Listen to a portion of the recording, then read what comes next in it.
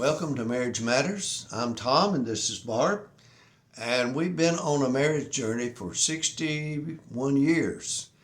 And we're using these videos to try to encourage young adults who have been married for a few years, some who are just getting married, and some who, like us, have been on the journey for a long time. We have talked in previous videos about the love languages.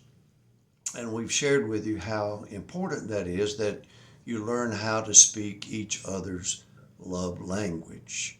And we're not going to reintroduce that again today. We just say, go back to some of our previous videos, if you haven't already watched those, and pick up on the love languages.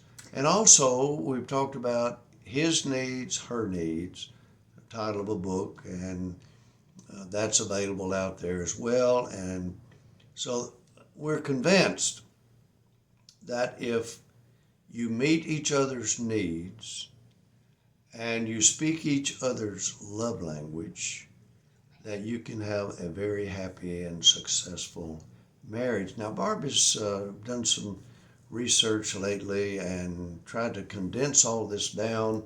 So I'll let her introduce our thoughts for today.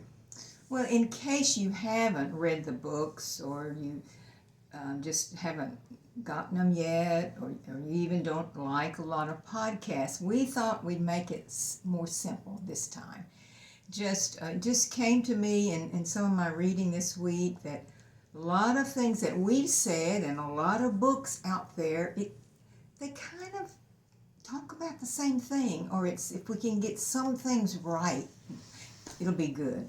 So we've called this one the 3 must in a marriage, things you just really need to zero in on. And you'll find out, I will list the love languages and the needs in the description under the video, but some of them overlap and some just kind of go together, but there are 3 musts. And this will help you remember. They all start with a T. And the first one is talk, time, and touch. If you just remember those 3 words, and you can implement them and use them in your marriage, you're on a good start. We went to a wedding last week, and they were so young, and so I thought of this week of the things that I could tell them to be simple, to start first. So you've got to learn to talk. Well, obviously, yeah. Obviously, that is communication, and we've talked about communication before. So she's trying to simplify it, just say to talk to each other. Talking is communicating. It's vital to this relationship. We've told you that marriage is a most complex relationship. Some people say it's more complex than nuclear fission. Fusion. Either one. Anyway, so in one study of 500 couples, one researcher determined that communication is more important for the success of a marriage than any amount of money you have or all the issues you had before marriage. That communication is the most important thing. And one poll found that both men, in a poll, I don't know how many people, I forget that one, most of the men and women said that communication, or the ability to talk about their feelings, was rated as one of the 3 most important parts of a good marriage. So we're talking about communicating on a deeper level than just how's the weather, or how was your day, what'd you have for lunch, or something like that. It's sharing your feelings. Now we mentioned before, some people are thinkers and some are feelers. It's easier, maybe a feeler can share their feelings easier than somebody else. Yeah, Barb's a feeler, and I guess I'm the thinker in this relationship. Although I have feelings and she can think. That doesn't matter. That's just how we're made. We're not the same, Men are from Mars and women are from Venus. That's another book. We're talking. whatever. So, but you have to talk. I mean, you have to talk on a deeper level than, I tell you what the kids did today, the refrigerator broke, or, whatever. What the neighbor said when Well, we're talking about sharing your needs, sharing your heart, opening up about your feelings, obviously, but what you're thinking, what's on your mind, what are the things you want to accomplish, or what do you want to do as a couple in the next year or the next few years? What are your plans? What are your goals? Well, those are the kind of things that we're talking about. Well, yes, but also it's your feelings. It's when you've hurt me and I need to tell you. Well, you've told me that before. Or when I hurt you. It's when I'm disappointed and my heart aches, or I'm lonely. It's that you've got to tell each other those things. And counselors suggest that you schedule this time. But if you don't schedule, I mean, you get so busy that And you just don't. Some couples schedule 30 minutes every night. We've never been that kind of scheduler, have we? No, it happens, Whether we're in the car, we talk. We're sitting outside on the patio, we talk. So, well, it's easier now than we don't have children. We're together 24/7, and some of you newly marrieds are together 24/7. Well, not if you work, but when you have children, you have to schedule a time to talk. And for years, Tom's off day was Friday. He took a Friday off, and we went off. Sometimes we worked at home. We did projects around the house, but that was our day to take the time to talk and to touch, as we talk about the 3 T's. And some people, it's hard to talk, right? yeah, I don't talk as much now as I did. In my job, I had to talk a lot. And I came home a lot of times, I didn't want to talk for a while. And I don't know, when you live together for 60 plus years, you learn to communicate at a level without words sometimes. But Barb still wants me to talk with her, to open up and share my feelings and so forth. And she wants to be able to do that to me. And so I think that's very important, especially if a couple is struggling and they really need to find each other again. The best way to do that is to open up and talk about it. Well, sharing or communication, conversation is a need for a lot of people. I don't know, I think it might be a need for everybody. It's one of the love languages, conversation. Words of affirmation is a love language, and that's talking. And then his needs or her needs, they're all, some of them are overlapping. Women want openness and honesty, and they want conversation. So it is a very vital necessity in a marriage. What was you going to tell me, that joke? Well, the guy said, I haven't talked to my wife in 6 years. I didn't want to interrupt her. So, we're not that bad. I don't talk that much.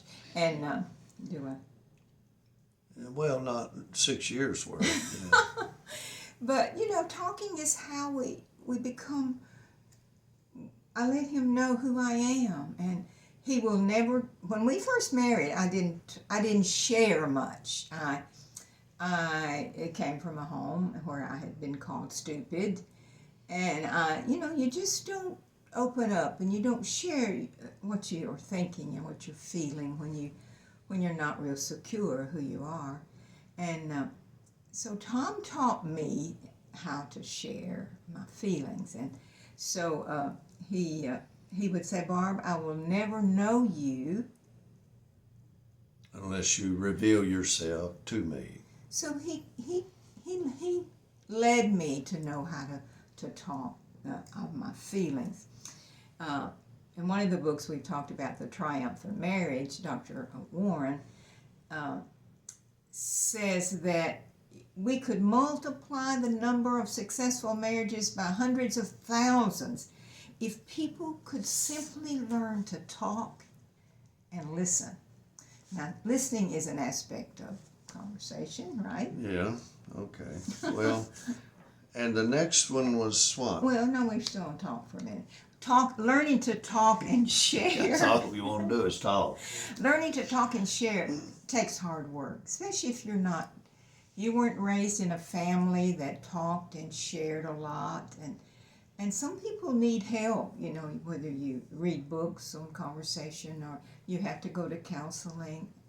And so it is important, but you have to listen too. Tom, Yeah. he had to learn. Well, listening is the other side of the equation in communication, talking, listening. And if you don't have both of those, you don't have a conversation. But some people, I used to talk and he would keep doing what he was doing. And I would say, what would I say? Look at me. And sometimes I feel like you can't hear what I'm saying if you're not looking in my eyes. So that's really important, to look in your spouse's eyes when you're talking to them. And well, in this age of digital communication, social media, it's easy to get lost in that world and not talk to each other. So, and also social media can prevent us. Everything's out there. We can read about anything at any time, and we know news. But social media can also keep us from looking inside. And do you think that's true? well, yeah. You live life pretty much on the surface in social media. That's why it's important and social media takes so much time away from a relationship. If he's on his phone 2 or 3 hours and I'm on my phone 2 or 3 hours and we're supposed to be together, we're not talking. We're not touching. I text you. No, you don't. A lot, but social media does keep us from going inside, from looking inside. And so as we learn to talk on a deeper level, if I share me and you share you, it helps us move toward an intimacy in our relationship that will not happen unless you can share your feelings. Because how do we become intimate if you don't know what I'm thinking, what I'm feeling? And so talk is very important. And you have to take the time to talk. You choose time. And of course, touching is so vital. And we've talked about touch in the physical language of touch, that there's a touch language. And but I think if you just remember these 3 T's: time, talk, touch. You make time for talk, you make time for touching, and or you do it all together. This week I was reading about Bruce Willis, and some of you may know he was diagnosed with frontal temporal dementia a few years ago. So his wife, she's writing a book, but in this particular text, I was reading News article. article about her book. But one thing she said in there that just stood out. She said, "Make time." Now I took that to mean make time with each other every day when you have time, or even if you don't have time, you make time.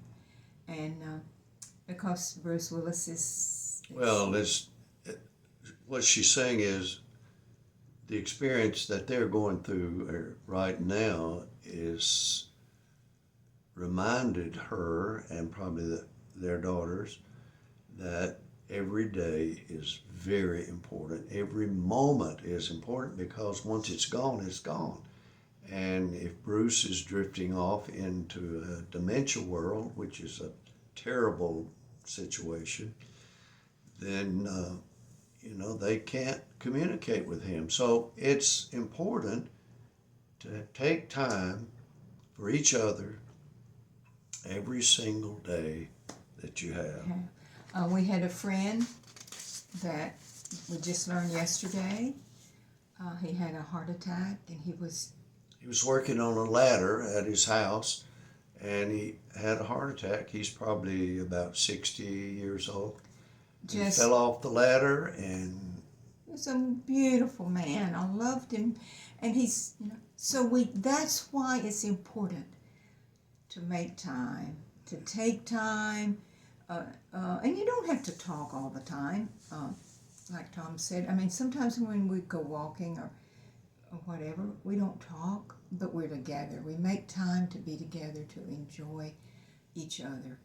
So taking the time, making the time to concentrate on each other, but to talk is totally important.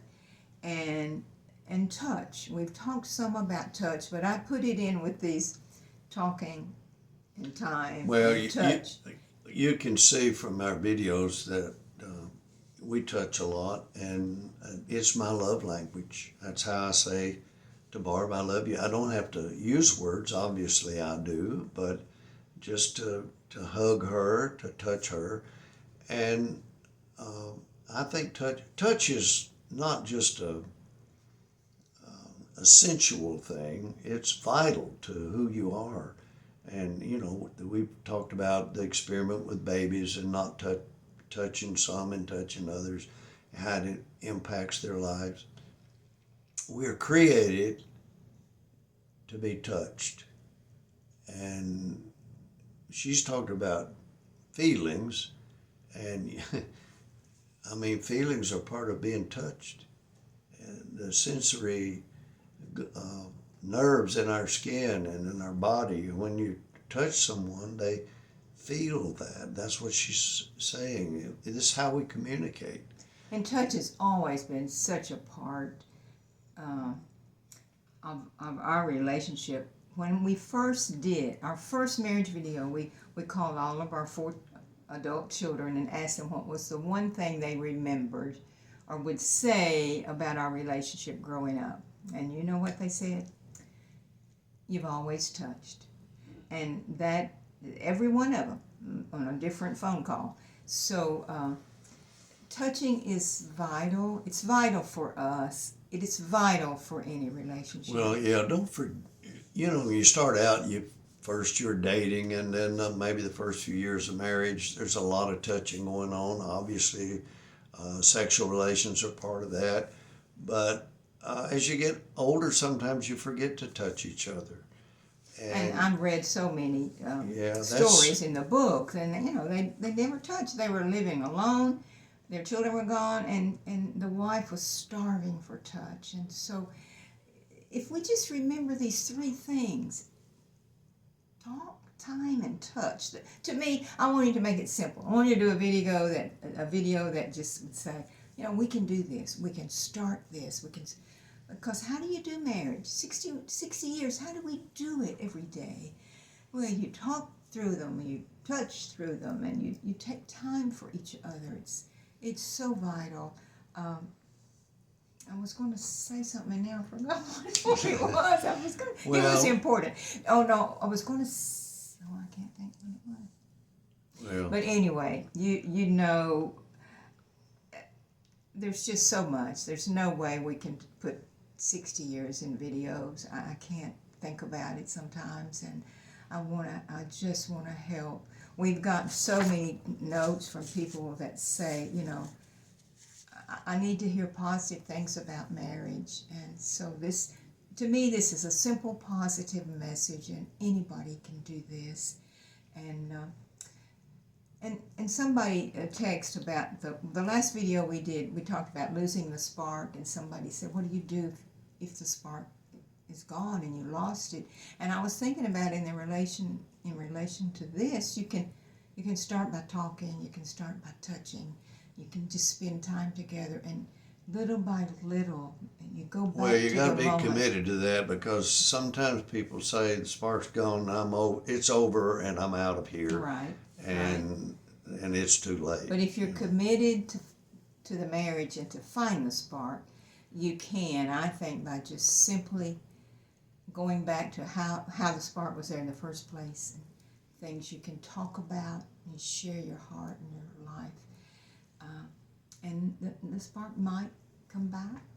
So Tom's telling me it's time to be quiet, aren't you? No, it's time for us to shut this video No, so down. just remember, you can remember these 3 words. Never forget them. Talk in your relationship. Make time to talk. Make time to touch. And I think you'll be on the road to 60-year journey. Yeah, we certainly hope so. Thank you for watching.